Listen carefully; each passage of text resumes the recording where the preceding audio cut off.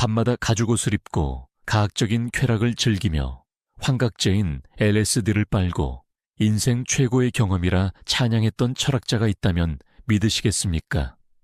오늘의 주인공은 20세기 최고의 천재. 하지만 동시에 가장 위험한 문제아였던 미셸 푸코입니다. 그는 프랑스 최고의 엘리트 코스를 밟았지만 정작 학교에서는 면도날로 자기 몸을 긋는 자해를 일삼았고 정신병원에 입원해서는 의사들을 비웃으며 누가 진짜 미친놈인지를 연구했습니다.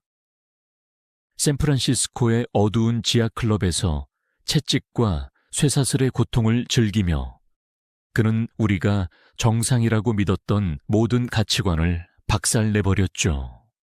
사람들은 그를 변태라고 손가락질했을까요? 아니요, 전 세계는 그에게 열광했습니다. 왜냐고요? 푸코는 자신의 파격적인 사생활을 통해 우리가 어떻게 보이지 않는 감옥 속에서 길들여지고 있는지를 증명했기 때문입니다. 그는 왜 그토록 고통과 쾌락에 집착했을까? 그리고 왜 그의 죽음은 그토록 비밀스러워야 했을까? 낮에는 명문대 교수, 밤에는 욕망의 추적자였던 미셸 푸코의 이중생활. 오늘 그 짜릿하고도 서늘한 뒷이야기를 탈탈 털어보겠습니다. 구독, 좋아요 누르셨죠? 바로 시작합니다. 여러분, 방금 제가 푸코가 자기 몸에 칼을 댔다고 말씀드렸죠? 이게 그냥 하는 소리가 아닙니다. 1940년대 후반, 프랑스 최고의 수재들만 모인다는 파리 고등사범학교 ENS의 복대는 밤마다 기괴한 광경이 펼쳐졌습니다. 한 청년이 손에 면도날을 쥐고 복도를 피를 흘리며 뛰어다니고 동료 학생들을 위협하거나 자신을 찌르는 소동을 벌였죠. 그게 바로 20대 초반의 미셸 푸코였습니다. 푸코의 비극은 그의 집안 배경에서 시작됩니다. 그의 아버지는 아주 보수적이고 권위적인 외과의사였어요. 아버지는 푸코가 자신처럼 의사가 되어 사회적 명망을 얻길 강요했죠. 하지만 푸코는 달랐습니다. 그는 어려서부터 남성에게 끌리는 자신의 성 정체성과 아버지로 대표되는 정상적인 사회의 압박 사이에서 숨이 막힐 듯한 고통을 느꼈습니다. 나중에 푸코는 인터뷰에서 이렇게 회상합니다. 나의 아버지는 나를 교정해야 할 대상으로 보았다. 실제로 아버지는 아들의 기행을 고치겠다며 강제로 정신과 의사에게 데려가기도 했습니다. 이 경험은 푸코에게 평생 지워지지 않는 낙인을 남깁니다. 의사 권력가, 환자 대상을 관찰하고 비정상이라 낙인 찍는 그 차가운 시선 말이죠. 결국 자살 시도와 기행이 반복되자 푸코는 병원에 입원하게 됩니다. 그런데 여기서 반전이 일어납니다. 보통 사람이라면 트라우마로 남을 이 정신병원이 천재 푸코에게는 최고의 인간 관찰 실험실이 된 겁니다. 그는 병원 안에서 의사들이 환자들을 어떻게 다루는지 지켜봤습니다. 의사들은 환자의 말을 듣는 게 아니라 그들을 미친놈이라는 틀 안에 가두고 분류했습니다. 푸코는 깨달았습니다. 아, 이 하얀 가운을 입은 의사들이야말로 현대판 간수구나. 그는 병원에서 임상 심리학을 공부하며 동시에 환자들의 삶을 깊이 파고듭니다. 이때의 경험이 훗날 전 세계를 뒤흔든 그의 데뷔작 광기의 역사어의 뼈대가 됩니다. 그는 묻습니다. 옛날에는 광대나 예언자로 대접받던 미친 사람들이 왜 현대에 와서만 차가운 병실에 갇혀야 하는가? 푸코가 대학 시절 동료들에게 얼마나 빌런이었는지 보여주는 유명한 일화가 있습니다. 그는 기숙사 방에 해골을 갖다 놓고 밤새도록 클래식 음악을 크게 틀어놓으며 칸트와 헤겔을 읽었습니다. 동료들이 항의하면 섬뜩한 미소를 지으며 쳐다보곤 했죠. 한 번은 그를 걱정한 은사 루이 알투이세르가 그를 유명한 정신과 의사에게 보냈습니다. 그런데 푸코는 상담실에 앉아 의사의 질문에 대답하는 대신 오히려 의사의 심리 상태를 역으로 분석해버립니다. 의사가 당황해서 아무 말도 못할 정도로 말이죠. 그는 이미 알고 있었던 겁니다. 정상과 비정상의 경계는 종이 한 장 차이라는 것을요. 그리고 그 경계를 나누는 힘이 바로 권력이라는 사실을 말입니다. 여기서 푸코 철학의 첫 번째 폭탄이 터집니다. 우리는 흔히 정신병이 생물학적으로 치료해야 할 병이라고 생각하죠. 하지만 푸코는 고개를 저었습니다. 광기 그 자체는 존재하지 않는다. 사회가 이건 미친 거야 라고 정의하는 순간 광기가 태어난다. 중세시대까지만 해도 미친 사람들은 마을을 돌아다니며 사람들과 어울려 살았습니다. 하지만 이성을 강조하는 현대 사회가 시작되면서 말이 안 통하는 사람들을 격리할 필요가 생겼고 그때부터 감옥과 정신병원이 세워졌다는 것이 푸코의 주장입니다. 결국 푸코의 자해와 기행은 단순한 정신병의 증상이 아니었습니다. 그것은 정상인으로 살기를 강요하는 사회에 대한 온몸을 던진 저항이었던 셈이죠. 그는 피를 흘리며 묻고 있었던 겁니다. 당신들이 말하는 그 정상이라는 기준, 대체 누가 정한 건데? 1950년대 중반, 푸코는 프랑스에서 이미 천재로 이름을 날리기 시작했습니다. 하지만 그는 돌연짐을 싸서 외국으로 떠납니다. 스웨덴의 웁살라, 폴란드의 바르샤바, 독일의 함부르크. 당시로서는 파격적인 행보였죠. 왜 그랬을까요? 그는 프랑스 특유의 부르주아적 질서와 도덕적 엄숙주의의 구역질을 느꼈습니다. 그는 이렇게 말하곤 했습니다. 나의 정체성을 묻지 마라. 나를 한 곳에 머물게 하지 마라. 그는 자신이 누구인지 정의되는 순간 그것이 곧 또 다른 감옥이 된다고 믿었습니다. 그래서 그는 끊임없이 자신을 낯선 곳, 위험한 곳으로 몰아넣었습니다. 스웨덴 시절 그는 매일 밤 술에 취해 스포츠카를 몰고 눈 덮인 도로를 질주했습니다.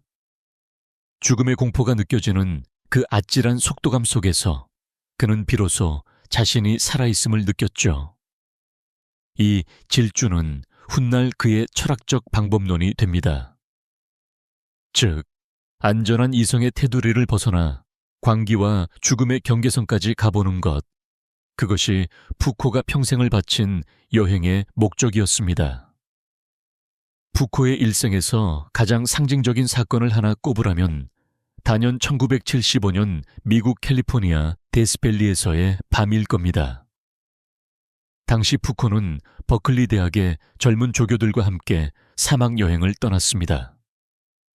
그리고 그곳에서 당시 히피 문화의 정점이었던 환각제 LSD를 처음 접하게 됩니다. 50세의 엄격한 철학자 푸코는 사막 한가운데서 약물에 취해 바닥을 굴렀습니다. 별들이 쏟아지는 하늘을 보며 그는 흐느껴 울었습니다. 그 경험은 단순히 기분이 좋다는 수준이 아니었습니다. 평생 자신을 짓눌러 왔던 이성적인 자아, 사회적 지위, 도덕적 규범이 마치 모래성처럼 무너져 내리는 환희를 맛본 것이죠. 그는 다음 날 아침 동료들에게 이렇게 말했습니다. 나는 이제 완전히 다시 태어났다. 내가 그동안 썼던 글들은 모두 쓰레기에 불과했다. 나는 이제야 비로소 진짜 자유가 무엇인지 보았다. 이후 푸코의 글은 눈에 띄게 변합니다. 딱딱한 지식의 나열이 아니라 인간의 신체와 감각, 그리고 주체성에 대한 더 깊은 성찰로 나아가게 되죠. 그에게 마약은 단순한 일탈이 아니라 권력이 우리 뇌 속에 새겨놓은 프로그래밍을 강제로 포맷하는 철학적 해킹이었습니다. 여기서 우리는 푸코 철학의 가장 위험하고도 매혹적인 개념인 한계 경험을 짚고 넘어가야 합니다. 여러분은 언제 여러분 자신이 누구인지 가장 강렬하게 느끼시나요? 맛있는 걸 먹을 때, 잠잘 때. 푸코는 단호하게 말합니다. 인간은 자기 자신이 파괴되기 직전의 극단적인 상황에서만 진정한 자신을 만난다. 그가 밤마다 가죽옷을 입고 BDSM 클럽을 전전했던 이유도 여기에 있습니다. 채찍에 맞고 쇠사슬에 묶이며 느끼는 그 극심한 고통과 쾌락의 교차점. 그곳에서는 사회가 내게 부여한 교수님이라는 이름도 시민이라는 책임도 사라집니다. 오직 고통받고 반응하는 육체만 남게 되죠. 푸코는 이를 주체의 자발적인 파괴라고 불렀습니다. 나를 억압하는 사회적 자아를 고통으로 지워버리고 그 빈자리에 새로운 나를 창조하는 과정. 이것이 바로 푸코가 사생활을 통해 실천했던 삶의 예술이었습니다. 남들이 보기엔 그저 변태적인 취향일지 모르지만 푸코에게 그것은 가장 치열한 정치적 투쟁이었던 셈입니다. 푸코의 이런 파격적인 행보가 늘 순탄했던 건 아닙니다. 1950년대 후반 폴란드 바르샤바에서 문화원장으로 있을 때 그는 인생에서 가장 뼈아픈 교훈을 얻습니다. 그는 폴란드의 한 젊고 아름다운 청년과 깊은 사랑에 빠졌습니다. 하지만 그 청년은 폴란드 공산당 비밀경찰이 보낸 스파이였습니다. 당시 동성애가 불법이었던 점을 이용해 푸코를 협박하고 정보를 캐내려 했던 것이죠. 이 사건으로 푸코는 폴란드에서 사실상 추방당합니다. 이 사건은 푸코에게 엄청난 깨달음을 줍니다. 권력은 단순히 경찰서나 정부에만 있는 게 아니구나. 권력은 내 침실, 내 은밀한 욕망 속에까지 이미 침투해 있구나. 이 경험은 훗날 그가 미시 권력이라는 이론을 정립하는 결정적인 계기가 됩니다. 권력은 위에서 아래로 군림하는 것이 아니라 우리의 사소한 욕망과 사생활을 관리하고 규정함으로써 우리를 지배한다는 사실을 몸소 체험한 것이죠. 자, 푸코의 파격적인 사생활, 마약, 동성애, BDSM, 자살 충동, 은 결코 철학적 사상과 별개의 것이 아니었습니다. 오히려 그의 삶 자체가 그의 철학을 증명하는 거대한 퍼포먼스였죠. 그는 우리에게 묻습니다. 국가와 학교, 종교가 정해준 정상적인 삶의 궤도에서 이탈하는 것이 두려운가? 하지만 그 궤도를 벗어나 당신 자신을 파괴해보지 않는다면 당신은 영원히 권력의 꼭두각시로 살게 될 것이다. 푸코에게 진정한 지식이란 책 속에 있는 것이 아니라 금기를 깨고 나아가는 용기 속에 있었습니다. 그는 자신의 몸을 던져 이성의 벽을 허물었고 그 폐허 위에서 새로운 인간의 가능성을 보았습니다. 1970년대 후반 푸코는 이미 전 세계가 우러러보는 지성계의 황제였습니다. 프랑스 최고의 영예라는 콜레주 드 프랑스의 교수였고 그가 입을 열 때마다 신문 일면이 바뀌었죠. 하지만 낮의 강단에서 권력의 구조를 논하던 이 천재 교수는 해가 지면 우리가 상상도 못할 모습으로 변신합니다. 그는 검은 가죽 자켓을 걸치고 샌프란시스코의 가장 어둡고 은밀한 지하 클럽, 이른바 BDSM 클럽으로 스며들었습니다. 여기서 여러분은 에이, 그냥 변태적인 취미 아냐 라고 생각하실지도 모릅니다. 하지만 푸코에게 그곳은 단순한 유흥업소가 아니었습니다. 그곳은 바로 권력의 실험실이었죠. 여러분, 한번 상상해 보세요. 쇠사슬에 묶이고 채찍에 맞으며 누군가의 명령에 절대적으로 복종하는 그 극단적인 상황을요. 푸코는 그 가학적이고 피학적인 놀이 속에서 무언가 소름 끼치는 진실을 발견합니다. 바로 우리가 현실 세계에서 겪는 권력이 얼마나 가짜이고 얼마나 우리를 교묘하게 속이고 있는지를 말입니다. 그는 클럽 안에서의 지배와 피지배는 합의된 연극이라는 점에 주목했습니다. 내가 원해서 묶이고 서로 약속한 규칙 안에서 권력을 주고받는 것. 거기엔 어떤 도덕적 위선도 없었습니다. 그런데 클럽 밖의 세상은 어떤가요? 학교, 군대, 직장. 우리는 한 번도 지배당하겠다고 합의한 적이 없는데 사회는 우리에게 끊임없이 이것이 정상이다. 이렇게 살아야 착한 시민이다라며 우리를 길들입니다. 푸코는 가죽클럽의 채찍보다 강의실의 부드러운 목소리와 사무실의 차가운 눈빛이 훨씬 더 폭력적이라는 사실을 깨달은 겁니다. 이런 파격적인 사생활의 통찰이 고스란히 녹아들어 탄생한 괴물 같은 책이 바로 감시와 처벌입니다. 이 책에서 푸코는 인류 역사상 가장 무서운 건축물 하나를 소환합니다. 제러미 벤담이 설계한 파놉티콘이죠. 중앙의 감시탑 하나가 원형으로 둘러싸인 모든 방을 들여다볼 수 있는 구조. 하지만 죄수는 간수를 볼 수 없습니다. 간수가 실제로 거기 있는지, 졸고 있는지, 아니면 아예 비어 있는지조차 알 수 없죠. 하지만 누군가 나를 보고 있을지 모른다는 그 끔찍한 불확실성 때문에 죄수는 어느 순간부터 스스로를 감시하기 시작합니다. 간수가 채찍을 휘두르지 않아도 죄수는 스스로 몸을 바로잡고 규칙을 지키는 순종적인 인간이 됩니다. 푸코는 이 파놉티콘이 현대 사회 그 자체라고 일갈합니다. 여러분, 학교를 한번 떠올려 보세요.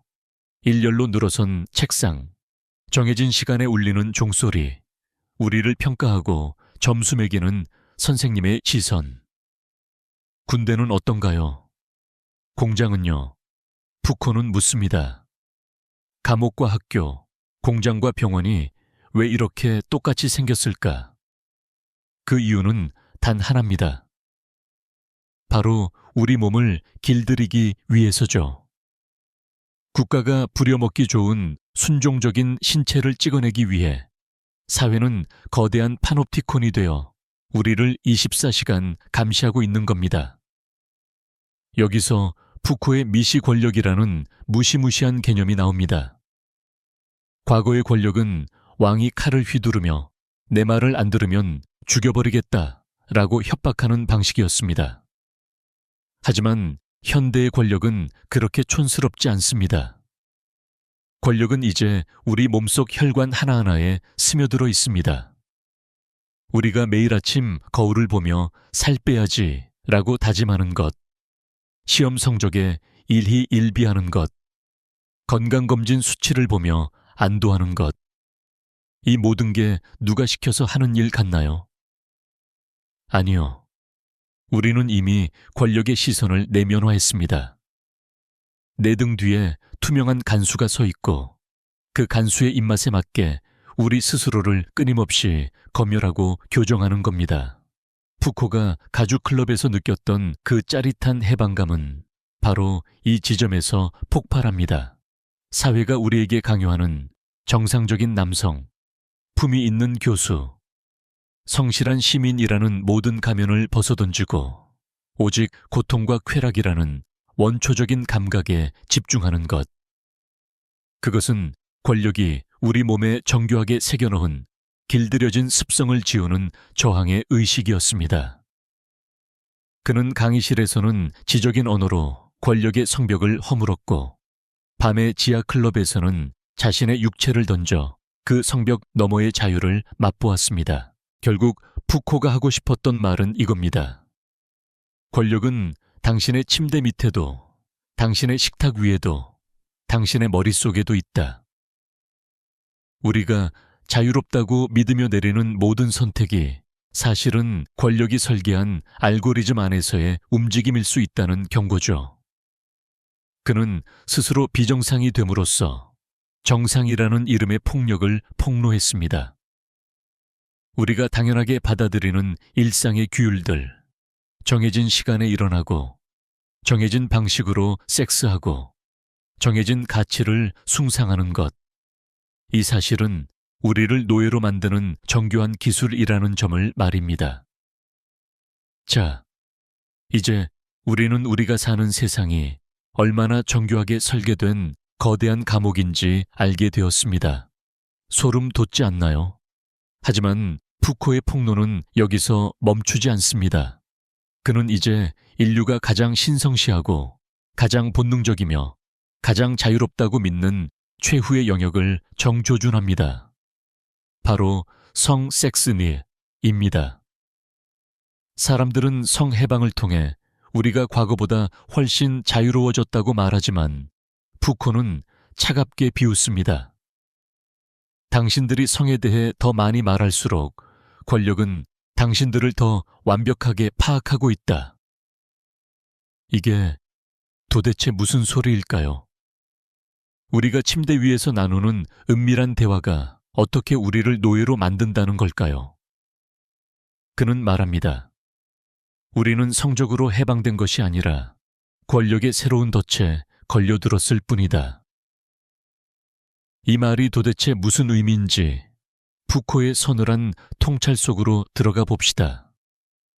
푸코는 그의 유작이 된 성의 역사를 통해 인류가 성을 대하는 태도를 완전히 새롭게 해석했습니다.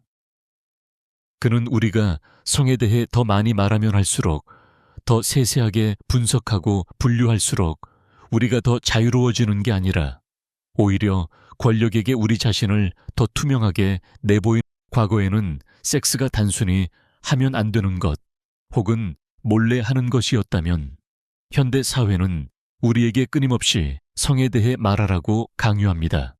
심리 상담소에서, 병원에서, 학교 성교육 시간에, 심지어는 SNS에서조차 우리는 자신의 성적 취향과 욕망을 고백하고 정의 내려야 하죠. 푸코는 여기서 고백의 기술이라는 개념을 꺼냅니다. 과거 중세시대에 신부님 앞에서 죄를 고백하던 고해성사가 현대에 와서는 정신과 의사와 상담가, 교육가들의 질문으로 바뀌었다는 겁니다.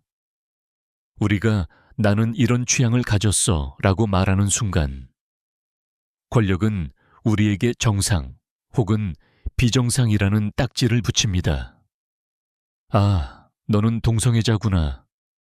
너는 관음증이 있구나. 너는 성중독이야.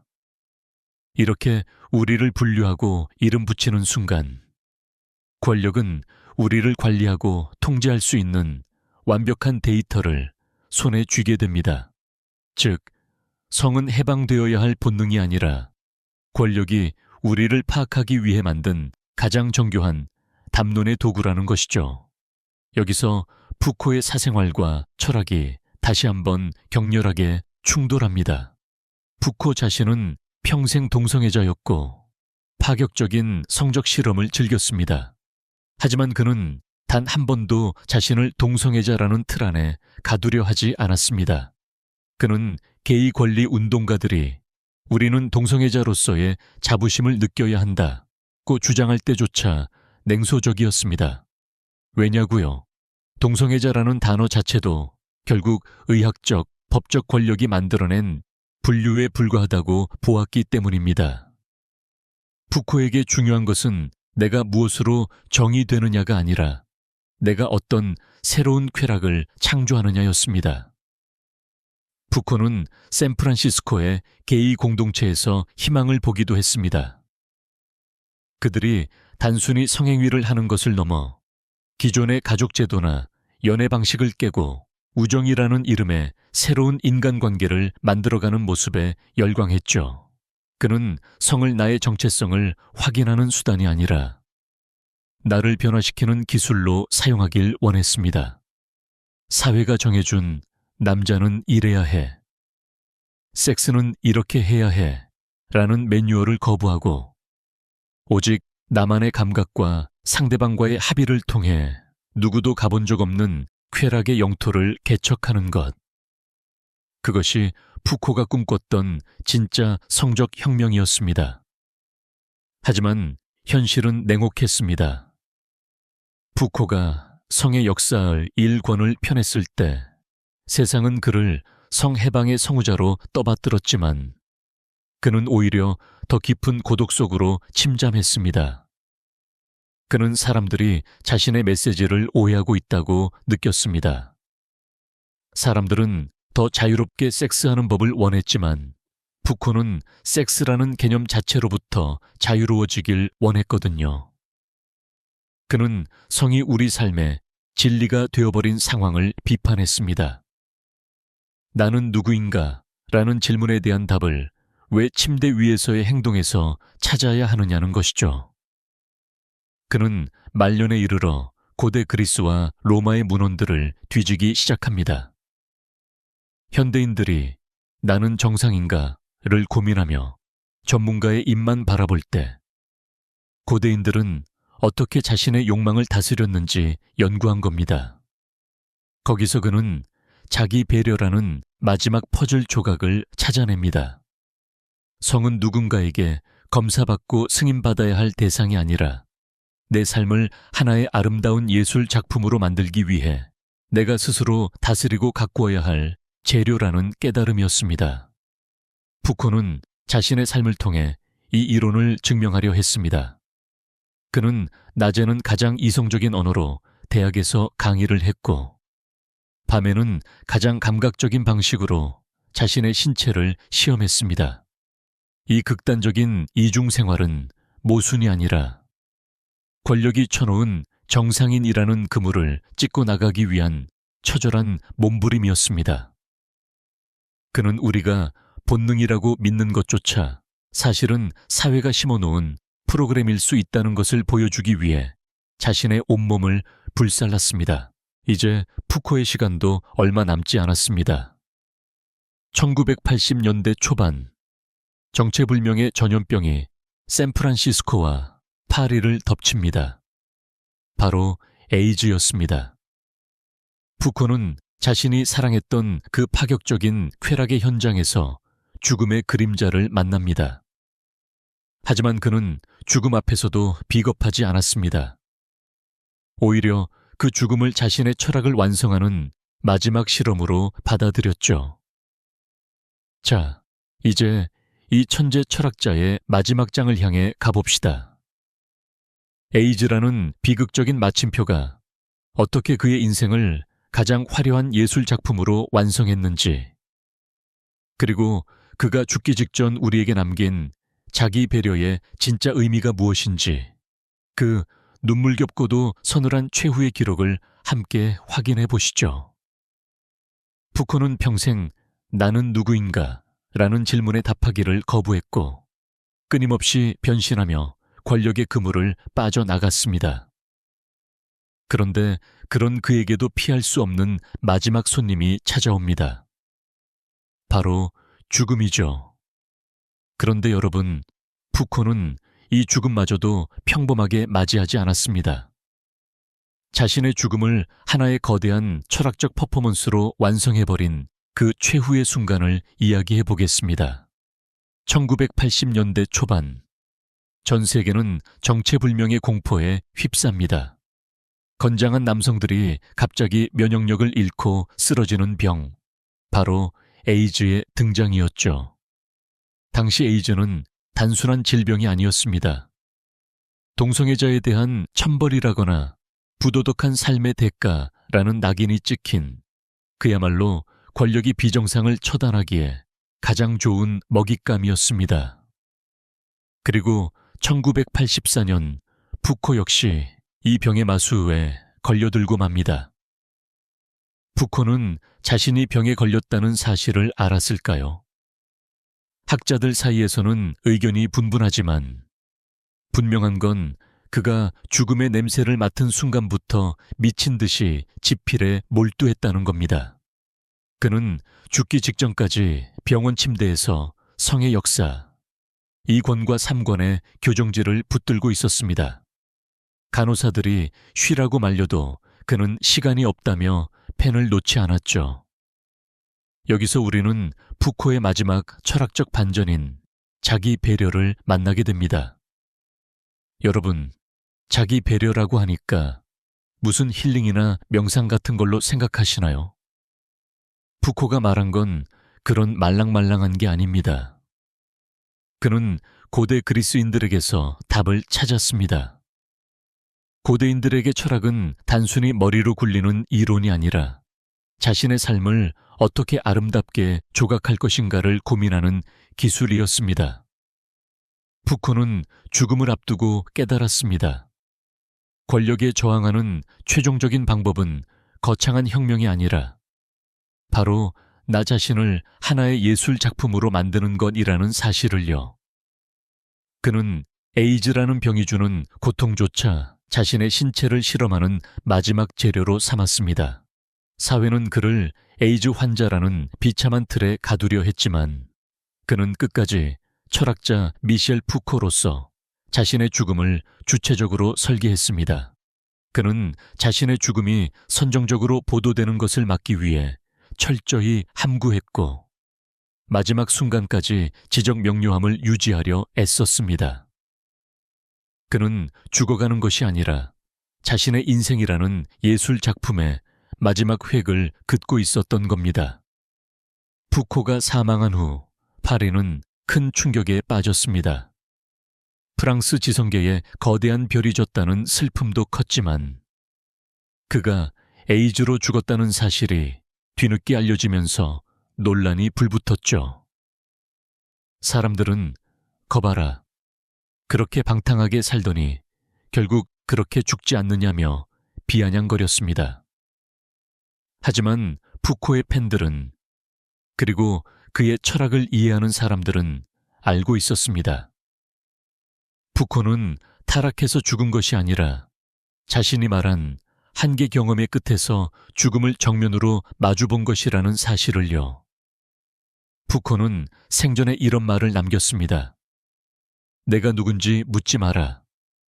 그리고 나에게 똑같은 모습으로 머물러 있으라고 요구하지 마라.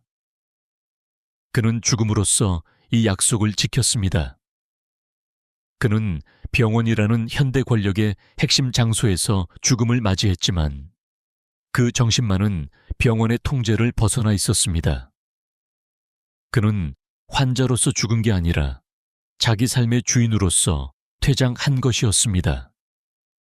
이 파트에서 우리가 얻어야 할 교훈은 명확합니다. 우리는 살면서 끊임없이 남의 시선을 의식합니다. 남들이 나를 어떻게 볼까? 내가 정상처럼 보일까? 하지만 푸코는 죽음의 문턱에서 우리에게 속삭입니다. 남이 정해준 기준에 맞추려 애쓰지 마라. 대신 당신의 삶을 어떤 아름다운 형태로 만들 것인지 고민하라. 그것이 설령 남들이 보기엔 기괴하고 파격적이고 위험해 보일지라도 말이죠. 푸코의 장례식 날 수많은 학생과 지식인이 모여 그의 죽음을 애도했습니다. 하지만 그 현장은 슬픔보다는 묘한 긴장감이 흘렀습니다. 그가 남긴 질문들이 여전히 살아 움직이고 있었기 때문입니다. 당신은 지금 자유로운가? 당신의 욕망은 진짜 당신의 것인가? 당신의 일상은 거대한 파놉티콘이 아닌가? 자, 이제 푸코의 긴 여행이 끝났습니다. 낮에는 엄격한 교수, 밤에는 욕망의 추적자, 그리고 마지막 순간엔 자신의 죽음을 예술로 승화시킨 남자. 미셸 푸코의 삶은 우리에게 불편한 진실을 던집니다. 우리가 정상이라고 믿는 안락한 소파가 사실은 우리를 묶어둔 의자일 수도 있다는 진실 말이죠. 푸코에 대한 이 긴 썰을 마무리하며 여러분께 묻고 싶습니다. 여러분은 오늘 여러분의 삶이라는 도화지에 어떤 선을 긋고 계신가요? 혹시 누군가 그려놓은 밑그림을 따라 색칠만 하고 있지는 않나요? 푸코처럼 면도날을 들거나 가죽 자켓을 입을 필요는 없습니다. 다만 한 번쯤은 나를 감시하는 그 투명한 시선을 향해 가운데 손가락을 날려줄 용기. 그 정도는 가져봐도 좋지 않을까요? 푸코의 이야기는 여기서 끝나지만 그의 저항은 여러분의 삶 속에서 계속되어야 합니다. 오늘 영상이 여러분의 뇌에 작은 균열을 냈기를 바랍니다. 지식 가이드는 여기서 물러갑니다. 다음번에도 짜릿한 철학 이야기로 돌아오겠습니다.